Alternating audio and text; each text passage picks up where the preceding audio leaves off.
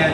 Dahil practice ka ng martial art, meron mas malaki talaga na gusto kang kayanin, pag nakakabangan ka, may advantage palagi na gagawin. So, in an incident, ano talaga ang gagawin mo? Ano talaga gagawin mo?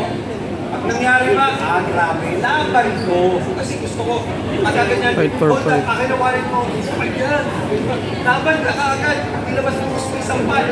Siwarin mo pa rin, makapahal na para mo piniliwa. If you want that, if you're ready, and if you're trained to do that, so be it. Flee, bakit? Hindi yan. Buti pa, buhay na duwag. Patay na matapang. Diba? Eh, nag-run naman ako eh.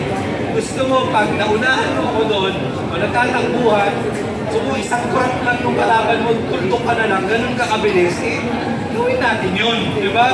So, as ninousap ko, bilis mo eh. Okay, buhay ka pa rin. Diba? Or freeze, which is not, okay, well, freeze, pwede nakagano ko lang sa harap niya. Pwede nag-combine. Pumakbo ka, pagdating sa madilim, hindi ka nakita, lumagpas sa'yo. Freeze becomes now your friend, your body feels some sodium, and you're able to escape the situation. Diba? Okay? Hindi ka pa rin nakita. So lahat pa rin yan an advantage. So are you ready? You need to realize the situation you're in. Bibigay ko ba yung gamit or not? Do I defend this? Nasa inyo. What good speaker would say, ibigay mo na.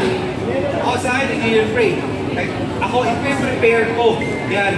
Diba? Na hindi muna sa akin makuha yan. Hindi ako yung target. Realize the situation on hand.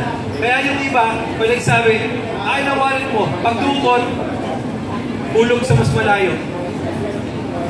Loko ang pulutin. Wallet, gusto nyo.